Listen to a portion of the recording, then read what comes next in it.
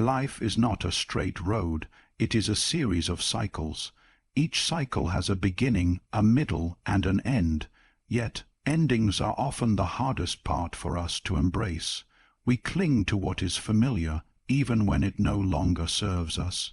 But there comes a moment when life whispers, or sometimes shouts, that it is time to let go, to close a cycle, and to step into a new chapter of existence. Recognizing these signs is not only an act of wisdom, but also an act of courage. It is in the closing of cycles that we reclaim our power and prepare for transformation. Let us explore together the signs that life gives us when it is time to close a cycle. One of the most revealing moments in life is when we realize that we are caught in repetition. It is subtle at first, almost invisible, as though the days are flowing normally. Yet when we look closely, we begin to see the same patterns circling back, like an old record playing the same tune over and over again. This is not coincidence. It is a sign, one of the clearest, that a cycle has reached its natural end. Life does not endlessly recycle its lessons unless we refuse to acknowledge that we have already received what we were meant to learn. What appears as a repeated situation is, in truth, the psyche's way of knocking at the door of our consciousness, asking us to awaken, to see, to move beyond. Consider for a moment the experience of a relationship. Perhaps you have been in one where the arguments keep returning, slightly altered in their form, but identical in their essence.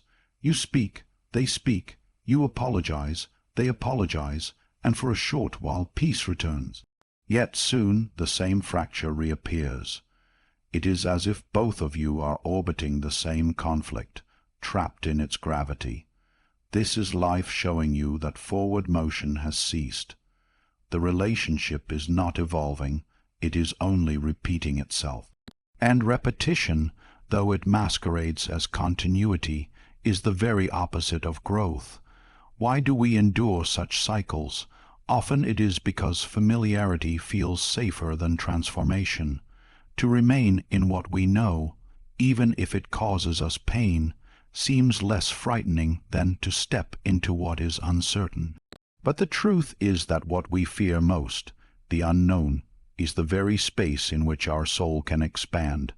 Repetition is life's way of holding up a mirror, forcing us to look at ourselves until we recognize that the lesson has been learned. Once the meaning has been grasped, the cycle has no reason to continue. It is like a teacher repeating a lesson not because the material is difficult, but because the student refuses to acknowledge they are ready to move on. There is a profound psychological weight in repetition. It drains the spirit because it gives the illusion of movement without true progress. Like walking on a treadmill, you sweat, you labor, you exhaust yourself, but the scenery never changes. Many people live entire years of their lives like this, convinced they are advancing when in reality they are simply circling. When this happens, the soul begins to rebel. We feel restless, unfulfilled, or chronically dissatisfied, even when everything on the surface appears stable. This inner unrest is not a flaw but a message. It is the psyche whispering, "This is not where you belong anymore. The cycle is complete." We can see this truth reflected in the modern workplace. Studies on burnout reveal that employees often remain in toxic environments long after the joy of their work has evaporated.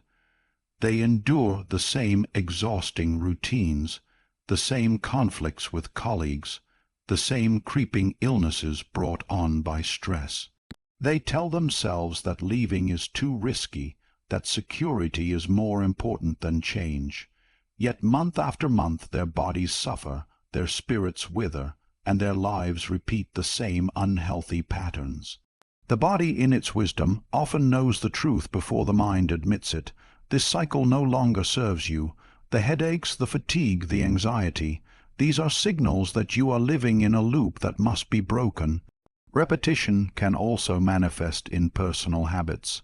Perhaps you have noticed how self-destructive behaviors repeat themselves despite promises to change.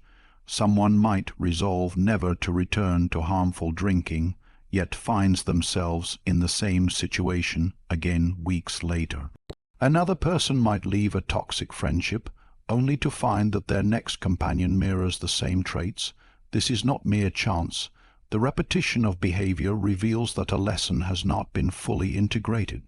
Until we awaken to the deeper cause, we will be drawn again and again into the same situations, as if fate were insisting that we confront what we are trying to avoid. Yet there is a paradox here. Repetition is not an enemy. It is a messenger. It is the psyche's way of ensuring that we do not remain blind to ourselves. Each repeated pattern is like a knock on the door of our awareness. The longer we ignore it, the louder it becomes. In some cases, it escalates until it becomes unbearable, forcing us to act. In this way, repetition is both a burden and a gift. It weighs us down, yes, but it also points directly to the doorway of liberation. I recall meeting a man who had spent decades in a career he despised. He told me that every year felt like the same year repeated, with only the dates on the calendar changing. He knew he wanted something different, but he clung to the stability of his paycheck and the familiarity of routine. Over time, he developed a chronic illness linked to stress, and only then did he recognize what his body had been telling him all along. He had been living the same cycle year after year, afraid to step into the unknown. When he finally chose to leave, difficult as it was, he discovered opportunities waiting that he had never considered possible. What seemed like a terrifying risk revealed itself to be the gateway to freedom. Cycles end when the soul has absorbed their lesson. The difficulty lies not in the ending itself, but in our resistance to accept it. We cling because we equate repetition with stability, when in truth it is only stagnation. Growth requires disruption. To leave behind the repetitive cycle is not to abandon safety, but to embrace life's deeper rhythm. When you notice the same arguments, the same frustrations, the same disappointments returning like waves against the shore, pause and ask yourself, what is this trying to teach me? What truth am I refusing to see? And perhaps most importantly, what am I afraid of losing if I step beyond this cycle? Often the answer reveals that what we fear to lose is precisely what holds us captive. There is courage required in acknowledging the weight of repetition. It asks us to admit that what once nourished us now confines us. It asks us to loosen our grip on the familiar and trust the unknown. But in that leap lies transformation, because when repetition ceases, life begins anew. There comes a point in life when the body is not simply tired, but the soul itself feels worn down. This kind of exhaustion is not the natural fatigue that follows hard work or effort. It is not the tiredness that can be cured with a night's rest or a holiday. It is deeper, heavier, more suffocating. It is the weariness of carrying something that no longer belongs to you. Emotional exhaustion arises when we remain too long in situations that have already served their purpose, when the vitality that once flowed from them has dried up, and yet we stubbornly cling to them out of habit, fear, or misplaced loyalty. This exhaustion is not random. It is a signal, a call from the unconscious that a cycle has reached its end and must be released. When emotional exhaustion becomes the norm, you wake each morning not with anticipation, but with dread. The day stretches ahead not as a landscape of possibility, but as a terrain of obligation. What once gave you joy, whether it was a relationship, a friendship, a career, or even a place, now feels like a weight you drag behind you. And the tragedy is that many people normalize this heaviness. They tell themselves that life is supposed to feel like this, that relationships are meant to drain, that work is always a burden, that this is simply the way things are. But this resignation is not truth. It is the language of a soul that has forgotten its own freedom. I once knew a woman who remained in a relationship long after love had evaporated. Each day she described a feeling of waking with a stone pressing against her chest. Conversations that should have brought connection instead brought tension and emptiness. Laughter, once so natural between them, had disappeared, yet she clung to this relationship because the thought of being alone frightened her more than the pain of staying. It was only when her body began manifesting physical symptoms, constant fatigue, anxiety, and sleepless nights, that she finally understood. The exhaustion was not a flaw within her. It was the voice of her inner self begging her to close the cycle. And when she finally gathered the courage to walk away, she experienced a profound lightness, as though she had stepped out of a dark room into fresh air. The energy she thought was lost forever returned, because it had not been destroyed. It had only been trapped in a space that no longer nourished her. This kind of exhaustion appears in many forms. You may recognize it in friendships where every interaction feels like an obligation rather than a joy. You listen, you give, you console, but in return you feel emptier than before. It is not that friendship should always be easy. True connections sometimes demand patience and sacrifice. But when the balance is consistently one-sided, when every meeting leaves you drained rather than enriched, then life is showing you that this cycle has already run its course. It also reveals itself in work. There are people who once found meaning in their careers, but over time the sense of purpose faded. What remains is a daily battle with apathy and heaviness.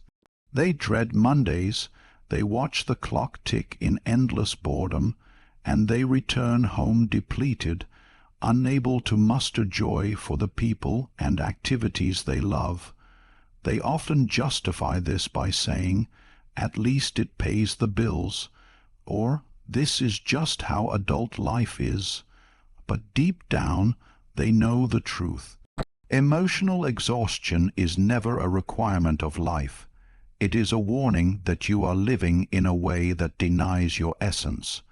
Modern psychology and medical research confirm this. Studies show that chronic emotional exhaustion contributes to depression, weakened immunity, and even cardiovascular disease. But beyond science, there is a more profound truth. When you consistently feel drained, it is because you are investing your energy into something that no longer resonates with your soul. Energy is the language of life. It either flows or it stagnates. And when stagnation sets in, exhaustion becomes inevitable. What makes this state so dangerous is that many people ignore it. They tell themselves that things will improve, that if they just try harder, give more, or suppress their feelings long enough, somehow the heaviness will disappear. But the exhaustion never leaves until the cycle is closed. To persist in what drains you is to dig deeper into quicks, and you exhaust yourself further, yet never escape. Life is not asking you to push harder, it is asking you to let go. There is a paradox here that is difficult for many to accept. We often believe that holding on is a sign of strength, that endurance is proof of loyalty or resilience. But there are times when strength is not in holding on, but in releasing. To close a cycle does not mean you have failed. It means you have honored what it gave you and now recognize that its gift has been fully received. Emotional exhaustion is simply the soul's way of telling you that the exchange has ended. To continue clinging is not devotion but self-betrayal. Think of it like carrying water in a vessel.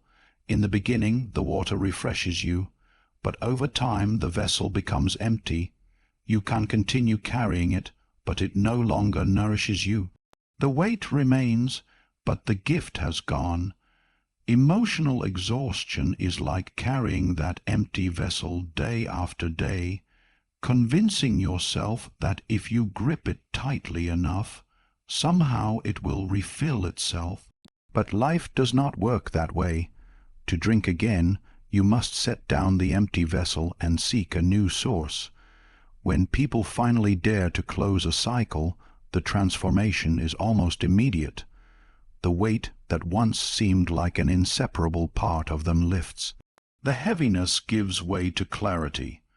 They discover energy they thought was gone, passions they thought were extinguished, and a joy they thought belonged only to the past. It is not that these qualities vanished. They were simply locked away by a cycle that had already ended but remained unacknowledged. To those who feel this exhaustion now, I would say, listen to it. Do not numb it with distractions, with substances, with endless busyness. Do not silence it with the voice of duty or fear. Emotional exhaustion is not a punishment, it is a message.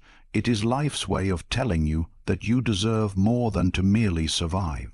You deserve to feel alive, to wake with a sense of purpose, to engage with people and work that lift you rather than drain you. It takes courage to listen.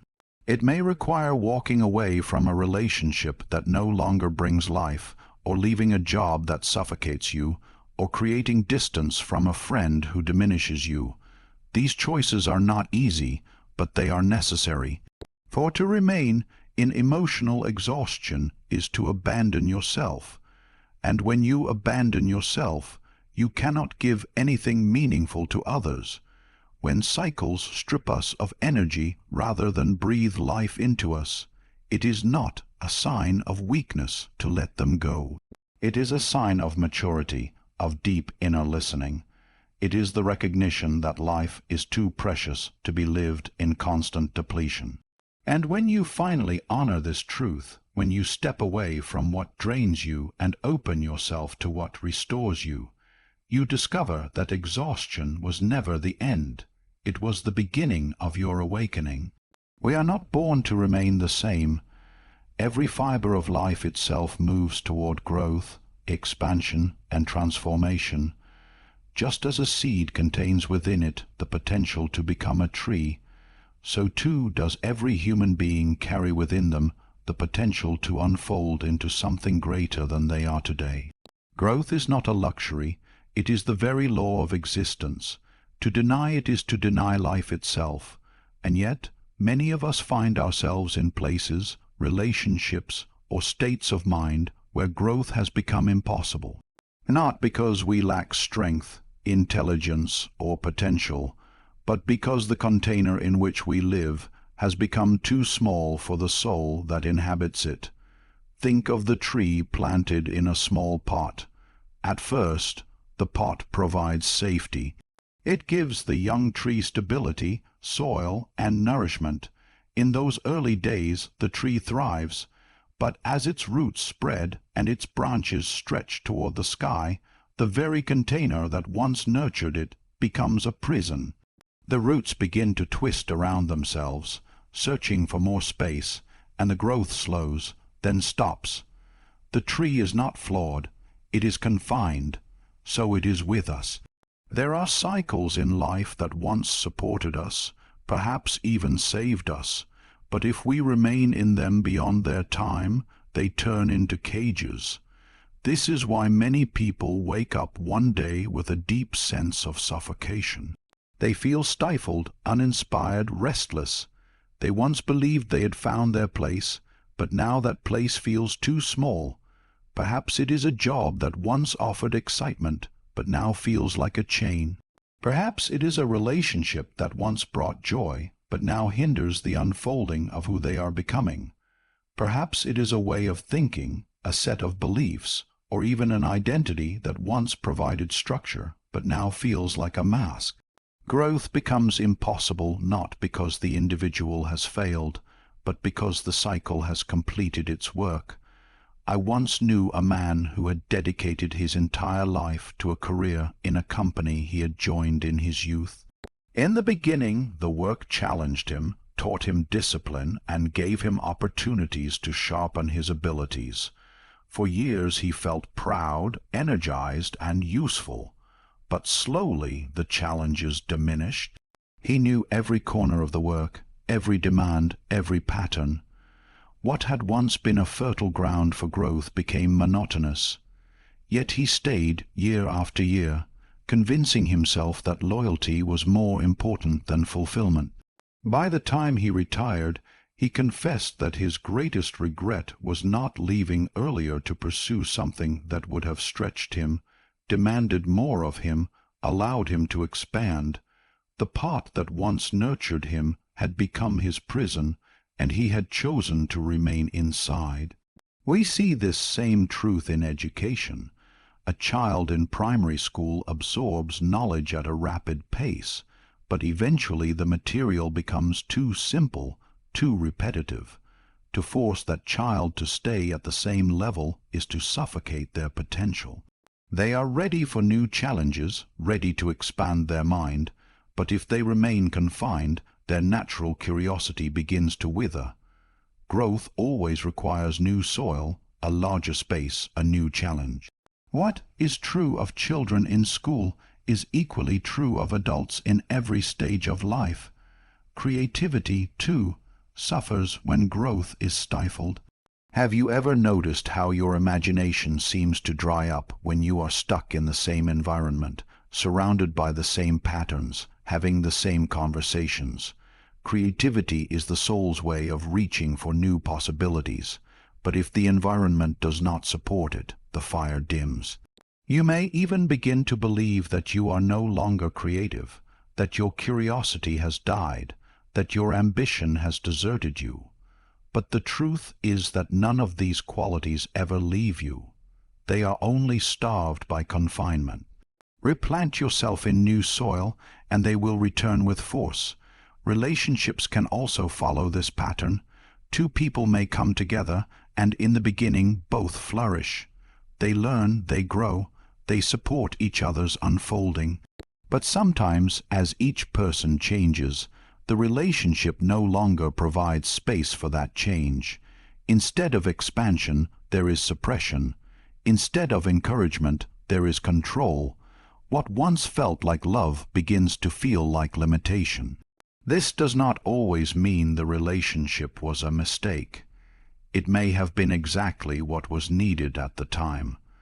But when it no longer allows growth, it has served its purpose, and clinging to it only leads to stagnation. Psychologically, this moment when growth becomes impossible is one of the most critical turning points in life. For the soul will not tolerate confinement forever. When growth is stifled, symptoms emerge: boredom, restlessness, depression, anxiety, even physical illness. These are not random misfortunes, they are signals. The body and psyche cry out for movement, for expansion, for something new. Many people numb these signals with distractions, entertainment, addictions, endless busyness, anything to avoid confronting the truth. But the truth remains. The cycle has ended, and new ground is required. The danger of ignoring this call is that the soul begins to wither. Just as a tree in a pot will not only stop growing but eventually die, so too will the spirit shrink if denied expansion. And the tragedy is that many people reach the end of their lives, realizing they never allowed themselves to grow beyond the walls of their chosen container. They mistook comfort for fulfillment and safety for purpose. But growth has always demanded courage. To replant a tree requires disrupting its roots, removing it from the soil it has known, and exposing it to uncertainty. Yet only in that act of courage can it reach its true potential. When you feel your ambitions stifled, when your curiosity is silenced, when your creativity lies dormant, it is not a sign that you are incapable. It is a sign that your current environment can no longer contain who you are becoming. This recognition is not a failure, but an awakening. It is life telling you that the pot has become too small and that you must seek greater ground. I recall a young woman who left her home country to pursue studies abroad. Everyone around her told her she was reckless, that she was abandoning security, that she would regret leaving behind the familiar. Yet she felt suffocated by the expectations placed upon her at home, where her dreams were dismissed as impractical. The moment she stepped into new soil, she blossomed. Her creativity returned, her energy surged, her sense of purpose became clear. The very act of leaving the container that once defined her gave her the space to expand into who she truly was. Life is filled with these moments. They are not punishments, but invitations. Invitations to trust the process of growth, to honor the cycles of life, to step out of confinement and into possibility. Growth is not comfortable, but it is necessary. And when you feel that you are no longer learning, no longer expanding, no longer becoming, it is a sign that the cycle has ended. It is time to replant your roots in soil that allows you to flourish. There is a subtle but powerful moment in life when we realize that we are no longer living fully in the present, but instead dwelling in the shadow of the past. The past, with its memories, regrets, and attachments, has a way of taking hold of our imagination so strongly that it blinds us to the possibilities of today. One of the clearest signs that a cycle is ready to close is when the past dominates the present, when instead of moving toward the future, we are continually pulled backward into what was. This is not the gentle nostalgia that warms the heart when we recall happy times, nor is it the natural act of remembering what has shaped us. It is something heavier, something that chains us to what has already been lived, refusing to let us step freely into what is still unfolding. It is a form of imprisonment that many people mistake for loyalty or reflection, but in reality, it is stagnation disguised as memory. When a person clings too tightly to the past, life loses its freshness. The days no longer feel alive with possibility because the mind is filled with echoes of what has already happened. Consider the person who constantly revisits old achievements, speaking of them as though they were the pinnacle of their existence. Their words often carry a hidden grief, as if they are secretly convinced that the best part of their life has already passed them by. The present feels dull, the future feels uncertain, so they retreat into the comfort of what is already familiar. Or consider the one who endlessly replays past mistakes, tormenting themselves with what if, and if only. They lie awake at night revisiting the same choices, punishing themselves with regret. In both cases, the past overshadows the present, and the possibility for renewal is blocked. I once knew a man who had left a successful business partnership under difficult circumstances. Though he was intelligent and capable, he spent years replaying in his mind how he might have handled things differently. He would describe the meetings, the decisions, the conflicts, as if they had happened yesterday, even though time had long passed. While opportunities to start new ventures presented themselves, he remained paralyzed, trapped in his mental prison of regret. The world around him moved forward, but he remained tethered to a single chapter of his life. It was only when he admitted to himself that the cycle was complete, that nothing more could be done to rewrite the past, that he began to see the possibilities waiting for him in the present. Until then, he had been living half a life, physically present, but emotionally and psychologically stuck in a time that no longer existed. This fixation on the past is more common than we like to admit. Some cling to lost loves, holding onto letters, photographs, or messages, rereading them in the hope of reliving what once was. Others cannot forgive themselves for mistakes, whether in relationships, careers, or personal choices, and they bind themselves to those errors as though punishment were their only path. Still others hold on to an identity they once wore proudly, perhaps the role of a successful student, a hyper, forming athlete, or a professional at their peak, but now they struggle because life has moved on and they are no longer that same person. In all these cases, the past is not remembered as a guide but worshipped as a master, and to live under such a master is to deny the present of its rightful place. Psychologically, this attachment to the past can be understood as resistance to change. The ego finds comfort in what is already known, even if it is painful. What is familiar always feels safer than what is uncertain, but the unconscious, the deeper self, knows that growth requires release. That is why when we cling to the past too tightly, we often feel restless, anxious, or unfulfilled. These feelings are not flaws, they are signals from the psyche urging us to let go. They whisper that the past has already given us its lessons, and that holding on only prevents the unfolding of who we are becoming. It is important to remember that the past is not our enemy. It shapes us, it teaches us, it provides the foundation upon which we stand. But it was never meant to be a permanent dwelling place. Life moves in cycles, and each cycle carries its own meaning. To remain attached to a past cycle after its completion is like refusing to leave a house that is crumbling, insisting that it is still a home when, in truth, it has already served its purpose. The memories remain, but the living space has moved elsewhere. The tragedy of living in the past is that it blinds us to the beauty of the present moment. A person who obsesses over a lost relationship may fail to notice the people around them who could offer genuine connection. Someone who mourns missed opportunities may overlook new doors opening right before them.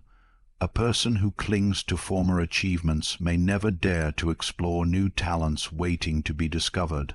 The light of the present is always shining, but if one's gaze is fixed backward, it cannot be seen. There is also the danger of self-identity becoming too entangled with what has already been. When a person believes that who they are is defined only by their past, whether by triumphs or failures, they cut themselves off from the possibility of becoming someone new. They forget that identity is not fixed, but fluid, and that life continually invites us to grow into new versions of ourselves. To cling to the past is to resist this invitation, to remain frozen in time, to confuse what was once true with what is true now. I have seen this happen with individuals who once held positions of power or prestige. When they no longer held those roles, they felt as though they had lost themselves entirely. Their sense of worth was so deeply bound to the past that without it, they felt invisible, insignificant. Yet when they eventually realized that life was offering them new roles, new ways of contributing, new forms of meaning, they began to discover an identity not tied to titles or achievements, but rooted in presence itself. Closing cycles requires us to recognize when the weight of the past has become greater than the light of the present. It requires us to bow with gratitude to what has shaped us, but also to release it so that it does not dominate what is yet to come. This is not easy. Letting go of the past can feel like betrayal, as if we are dishonoring what once mattered to us. But in truth, letting go is the highest form of honor. It is saying, "You were important, you shaped me, you gave me lessons I will carry forever. But your season is over and I must step forward." When we dare to release the past, we discover that life has always been waiting for us in the present. Opportunities that seemed invisible suddenly come into view. Relationships that felt impossible suddenly become available. The heart, once heavy with regret, feels lighter, more open. The energy that was bound to what has already died is freed to create what is alive. And in that moment, we realize that the past does not need to dominate the present, for its true purpose was never to imprison us, but to prepare us for the new. There is a mysterious rhythm to life, one that quietly guides us from one stage of existence into another. Just as the seasons change without asking our permission, so too do the inner seasons of our soul. And perhaps the clearest sign that a cycle has reached its conclusion is when life itself begins to present new doors. These doors often appear suddenly, unannounced, as if summoned by some deeper wisdom of the unconscious that knows we are ready to move forward, even when our conscious mind still clings to what is familiar. A new job offer, an unexpected friendship, a sudden spark of inspiration, these are not coincidences. They are the language of life itself, whispering that the old chapter has served its purpose and that something new is waiting to be lived. Yet the great paradox is this: though life presents us with these openings, they cannot be entered if our hands are still clutching the doors of the past. We must release in order to receive, let go in order to step forward. But letting go is rarely easy. Fear often rises like a wall before the threshold of the new. The fear of the unknown, the fear of losing what has been, the fear of change itself. All of these bind us to the old even as the new calls us. Many people see the doors, sense the opportunities, feel the stirrings of possibility, yet they retreat, telling themselves that it is safer to remain where they are. In truth, this is the greatest illusion of all, for nothing remains still. Life moves forward whether we resist or not, and to cling too tightly to what has ended is to be dragged along unwillingly by the current of time. I remember the story of a young graduate who resisted leaving his hometown, even as opportunity after opportunity appeared before him. He was intelligent, capable, and filled with potential, yet the comfort of familiarity held him captive. Offers from universities arrived, invitations to travel, chances to meet people who could have broadened his world, but each time he hesitated. The familiar streets of his childhood, the faces he had known for years, the routines that had once nurtured him, these felt safe, and to step beyond them seemed almost like betrayal. Yet life continued to nudge him, sending signs in the form of teachers who encouraged him, letters from institutions abroad, and friendships with people who had already dared to step into wider worlds. Finally, when he could no longer ignore the call, he took the leap, stepping through one of those doors that had been waiting for him all along. What followed was not the destruction he feared, but an expansion beyond anything he had imagined. He discovered that comfort had been his prison, and freedom was waiting just beyond the boundary of his fear. This is how life works. It does not punish us when we linger too long at the threshold, but it does become restless, sending us reminders that we are meant for more. A person in a stagnant relationship might suddenly meet someone who awakens their heart to new possibilities of love, not always to replace what they have, but to remind them of what has gone dormant. Someone in a job that drains their spirit may feel a sudden pull to start a business, to create art, or to study a field that has always fascinated them. A person who has suffered deeply may find themselves drawn to help others heal, discovering a door into purpose through the very pain that once seemed unbearable. These are not random events. They are the psyche's way of guiding us toward the next stage of our journey. But the doors of life require courage. To walk through them is to accept that we do not fully know what lies beyond. This is why so many people ignore them. Fear whispers, "What if I fail? What if I lose everything? What if I regret it?" These voices keep us clutching the old door, even as our hands ache from holding on. Yet transformation has never been born from certainty.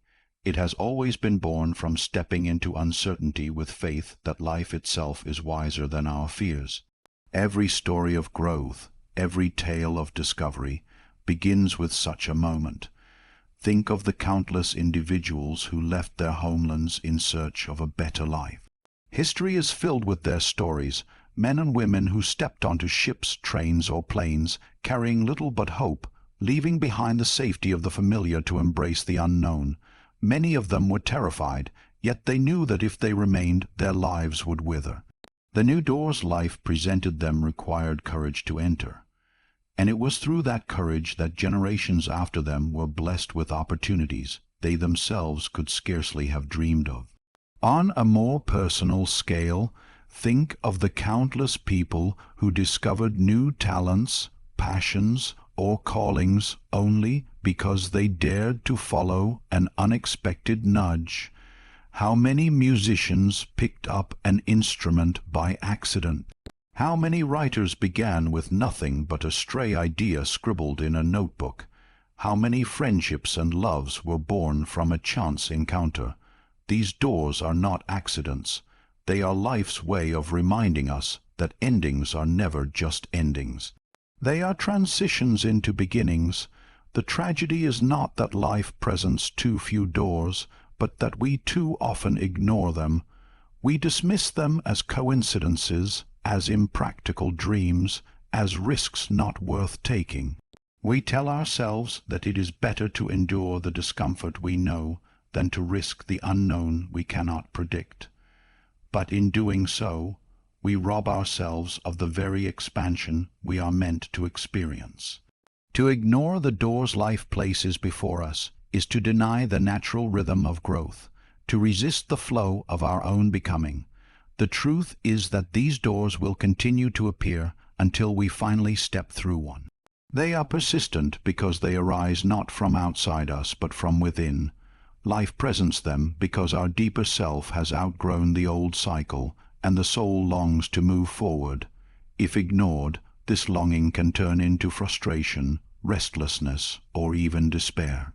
But when embraced, it transforms into vitality, creativity, and meaning.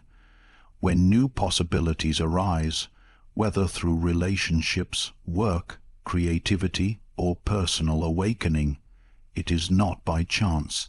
It is life speaking, urging us to trust that what is beyond the threshold holds precisely what we need to grow. And though the first step may feel like death to the old, it is in truth birth to the new. To recognize the signs of closing cycles is to honor the rhythm of life. Repetition, exhaustion, lack of growth, fixation on the past, and the arrival of new doors. These are not random events, but messages. The act of closing a cycle is not about rejection, but about reverence. It is acknowledging that what was has shaped you, that it has taught you, and that it has fulfilled its role. And then, with gratitude, you let it go. Because every ending is also a beginning. Every closed door is the opening of another. And in the courage to close cycles, you do not lose. You are reborn.